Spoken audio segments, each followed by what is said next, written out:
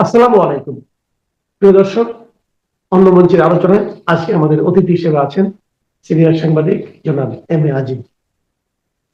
আজিজ ভাই, আমাদের অনুষ্ঠানে আপনাকে স্বাগত জানাচ্ছি। ধন্যবাদ আপনাকে। আজিজ ভাই, একটা জিনিস, নির্বাচন যত ঘনিয়ে আসছে, নির্বাচন তো এখন আর 1 মাসেরও কম সময় আছে। এর মধ্যে কিছু কিছু জিনিস দেখা যাচ্ছে। আমরা যেমন ভেবেছিলাম যে মানে যদি আওয়ামী লীগ অনুপস্থিত, বিএনপি এবং জামাতের একটি জোট করেছিল, বেশ বড় জোট, সেই জামাতের জোটেও যেন একটা ভাঙনের শব্দ শুনছি। এটা কি আসলেই ভাঙন, নাকি ভাঙনের জাস্ট একটা নমুনা দেখানো হচ্ছে, আবার জোড়া লেগে যাবে জানি না আমরা। কিন্তু আমরা তো এটা চাই সবসময় যে দেশে একটা শক্তিশালী বিরোধী দল থাকুক, অথবা একটা বিরোধী জোট থাকুক। তো যদি জামাতের জোটটা শেষ পর্যন্ত ভেঙে যায়, তাহলে কি নির্বাচনটা একদম একতরফা হয়ে যাবে না? ধন্যবাদ আপনাকে আসিফ ভাই। দেখেন, রাজনৈতিক দলের জোট অর্থাৎ শক্তিশালী বিরোধী দল থাকা দরকার, এটা ঠিক আছে। কিন্তু কোন জঙ্গি দল বা কালো অন্ধকারের যুগের দল না থাকাই ভালো। ইসলাম নিয়ে ব্যবসা করবে, ধর্ম নিয়ে ব্যবসা করবে, ধর্ম রাজনীতিতে আপনার ধর্ম নিয়ে হবে, এটা কিন্তু এই উত্থান, দক্ষিণপন্থীর উত্থান রাজনীতির জন্য আমি মনে করব এটা অশনি সংকেত। এখন ইসলামিক দলগুলোর সাথে 11টি দল ছিল। দলের ভিতরে যেটা কালকে দেখলাম, যে কালকে চূড়ান্ত আসন ভাগাভাগি হওয়ার কথা ছিল। এটা তো রাজনৈতিক ভাবে আপনার ইসলামিক আন্দোলন এবং জামাত ইসলাম একদম অপোজিট। আপনি আগে যদি আপনি দেখে থাকেন, হেফাজতের বাবু নগরী তিনিও মনে করেন তাই। এরা তো বিশিষ্ট আলেমও বটে। তো আপনি দেখেন, কেউ তো জামাতকে ইসলামিক দল মনে করে না। আর এখন যে জামাত শুরু করেছে, সেখানে হিন্দু প্রার্থী করা হচ্ছে। আপনি যদি আল্লামা সাইদির ইউটিউবে দেখেন, জামাতের এইসব কার্যক্রমকে তো সেও অনুমোদন করে না। সুতরাং এখন যেটা হয়েছে, ধরেন জামাতের যদি ঐক্য ভাঙার সম্ভাবনা বেশি, কালকে প্রেস কনফারেন্স করে এটা ঘোষণা দেওয়ার কথা ছিল, কিন্তু জামাতে ইসলামের পক্ষ থেকে অনিবার্য কারণবশত সেইটাকে অনিবার্য কারণ দেখিয়ে সেটাকে প্রেস কনফারেন্স স্থগিত করেছে। তারা বলছে চেষ্টা চলবে। কিন্তু এখন আপনার ইসলামিক ঐক্যজোট থেকে বলা হচ্ছে, ইঙ্গিত দেওয়া হচ্ছে যে তারা বিভিন্ন জায়গায় আলোচনা করছে নতুন জোট করার জন্য। সুতরাং এই জোট যদি ভেঙেও যায়, আমি তো মনে করব যে, আমার প্রশ্ন আপনি যেটা বললেন যে এটা যদি ভেঙেও যায়, আমি কিন্তু খুব বেশি অখুশি হব না। কারণ 11টি দলের 11টি নীতি আদর্শ, এরা যদি সরকারেও যায় অর্থাৎ বিরোধী দলেও যায়, তবুও একটা অশান্ত সংসদ হবে। সুতরাং এখানে এইটা যদি আপনার, যেহেতু আপনি জানেন তো ইসলাম ধর্মকে ব্যবহার করে, এবং জামাতের যে আগে গোড়া যে শরিয়া আইন ছিল, ধরেন কোরআন সুন্নাহর ভিত্তিতে রাষ্ট্র চালাবে, এগুলি ছিল, এগুলো তো এখন নাই। তো সুতরাং এখন তো তাদের নীতি আদর্শটা কি, তারা সরকারে গেলে কি হবে? হ্যাঁ, ভারতে গিয়ে বলছে যে আমরা সর আইনি বাস্তবায়ন করব না। তাহলে তারা কি করবে? এটা তো আমাদের কাছে এখনো পরিষ্কার না। রাজনীতিটা জামাতের এখন পরিষ্কার না। তারা আপনার পূজা এবং রোজাকে একাকার করে দেখছে।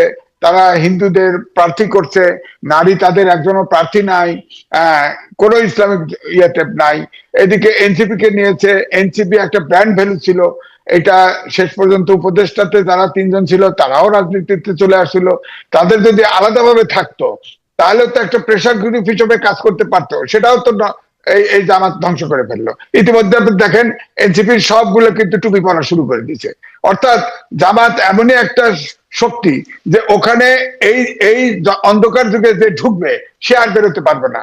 অর্থাৎ সে হজম হয়ে যাবে, বোয়াল মাছের মতো। বোয়াল মাছের পেটের ভিতরে ছোট মাছ গেলে কিন্তু হজম করে ফেলে, সে তাজাই ধরে ফেলে, কিন্তু এটা হজম করে ফেলে। জামাত হজম করে ফেলবে। আমি কিন্তু বলি, এখন জামাত অল্প দিন আন্দোলন করেছিল তত্ত্বাবধায়ক সরকার আওয়ামী লীগের সাথে।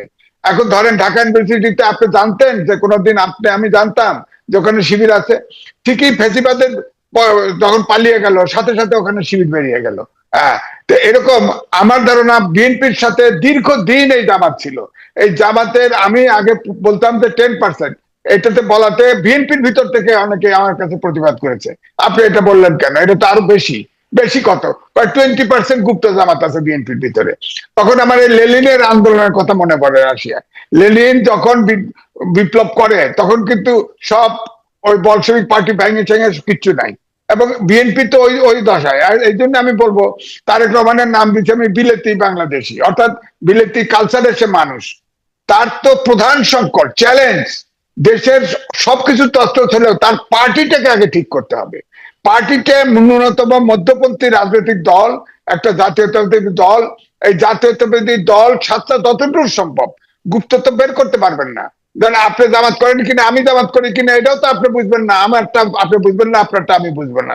সুতরাং তবু যতটুকু সম্ভব আমার মনে হয় মধ্যবর্তী দল হিসেবে বিএনপি কে আপনাকে শক্তিশালী জাতীয়তাবাদী দল, মধ্যবর্তী দল হিসেবে, গণতান্ত্রিক দল হিসেবে দাঁড় করতে এই গুপ্ত জামাত আপনার স্ক্রিন আউট করতেই হবে। এটাই তার প্রথম দরকার চ্যালেঞ্জ আমি বলবো। তো এছাড়া বাংলাদেশের অন্যান্য ব্যাপার আছে, তবে আমি কিন্তু ব্যক্তিগতভাবে আমি মনে করি কোনোটাই এটা অনাকাঙ্ক্ষিত। আপনি এই কথা বলা যে একটা জোট ভেঙে গেলে মানুষ সন্তুষ্ট হয়, আমি মনে করি যারা ধর্ম নিয়ে ব্যবসা করে, ধর্ম নিয়ে রাজনীতি করে, তাদেরটা আমি মনে করি বহুদলীয় গণতন্ত্রে তাদের জায়গা নাই, গুপ্ত রাজনীতির তো জায়গা নাই। গুপ্ত রাজনীতি করলে আনসারুল্লাহ বাংলা টিম, ওদের নাথান বোম হিল ট্যাক্সের স্বাধীনতা চায়, তাদেরকে ওপেন করে দেন।